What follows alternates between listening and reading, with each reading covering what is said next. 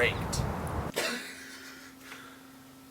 Hi everyone, Anthony Fantano here, internet's busiest music nerd. And it's time for a review. But first, I want to talk about some of the comments in my previous video. Seems quite a few people are very angry and not happy about the font change. And let me tell you, old font, you can forget about old font. Not going to use old font. Don't worry about it. I'll use it. No, you will not. Stop. Stop. Damn it. Are you okay?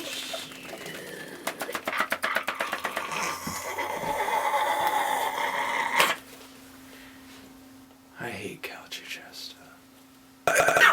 Alright, it's time for a review.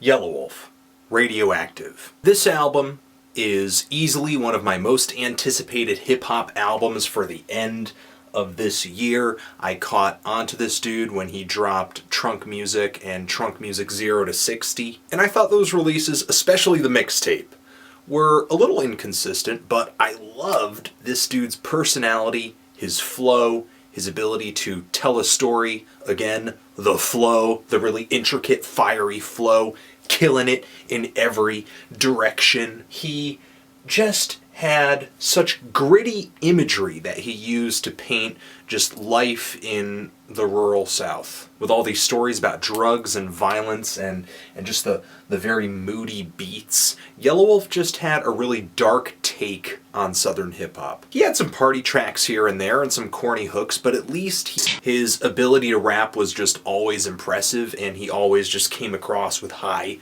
energy. And on 0 to 60, he had some pretty impressive features too, really high-profile people like Raekwon, and he had Gucci Mane on there too. And let's not forget Bun B. And then once Yelawolf got signed to Shady Records and was going to release music through them and was working underneath one of his idols, Eminem, I was hoping that every small, minute issue that I had with Trunk Music 0 to 60 would get ironed out, and Yelawolf would put out a hard-nosed hip-hop album for hip-hop fans. But man, after listening to this, now I'm running back desperately to Trunk Music and just thinking, damn, that is an amazing album. On Radioactive, for me, Yelawolf loses a lot of what made him so unique in the first place. Almost everything on here regresses.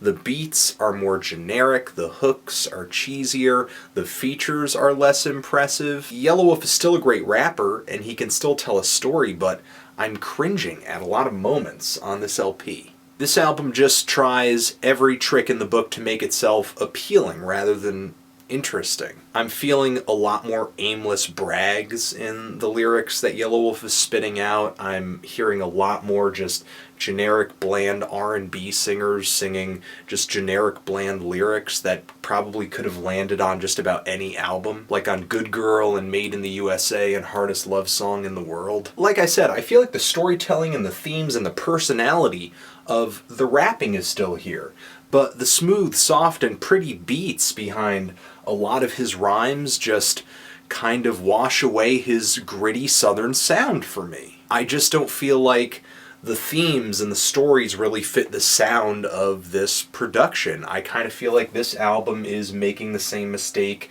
Lupe Fiasco's last album did. I feel like rhyme-wise I'm hearing one thing, but beat-wise I'm hearing a completely different thing. This album just kind of feels like it was produced for radio play almost from beginning to end for me. When the beats aren't poppy and sugary, they're really kind of flat and boring, kind of like the track Slumerican Citizen with all these really badly recorded acoustic guitars and just squawky synthesizers. There's even a sketch on here where Eminem tells Yelawolf that his album needs a song for girls, a song for the ladies, but it's just really ironic because when Eminem was putting out his best stuff, a song for the ladies was the furthest thing from his mind. The cherry on top of all the lackluster guest singers on this LP is easily Kid Rock on the song Let's Roll. Almost all the features on here range from either being terrible to just being delivered by rappers who I didn't even know were spitting anymore. I can't even remember the last time I heard Gangsta Boo or Mystical on a song. And Little John, really? Killer Mike is on here, and that's pretty good, and there are some up-and-comers on here as well, like Ritz and Shody Fat. And even though I wasn't huge on them, I wish I was hearing more guests like that on this album. Now, even though I do think this LP overall is kind of a toned-down version of the Yelawolf that I've enjoyed up until this point, there are still some shots of old Yelawolf on here, like the song Grown Up in the Gutter, which I think is one of the most disturbing tracks he's done so far. It's got a really heavy, banging, distorted, noisy beat. I hesitate to make this comparison, but it almost kind of hit me in a Death Grips kind of way. But still, to go back to my previous point, this just kind of feels toned down. And I can appreciate when a rapper goes soft to kind of just put some heart into an album, be sentimental. I feel like Yelawolf does that on the track Write Your Name, where he kind of raps about how everyday people are actually what make the world great. Just feels really motivational and inspirational, and the final song is kind of a tribute to his father, who abandoned him. But most of the moments on here when I feel Yelawolf going a little soft, it's not in a sad or a sentimental kind of way. It's kind of in a dumbed down, simplified, blander kind of way. Overall, this album just feels like a big disappointment for me. Definitely not offensively bad, not the worst thing I've heard all year, but huge letdown. So I'm kind of feeling like a light 5 on this LP. Just my opinion, but what do you think of this thing? Do you love it? Do you hate it? Were you really anticipating it? Did it live up to the hype? What do you think? Anthony Fantano, Yelawolf, forever.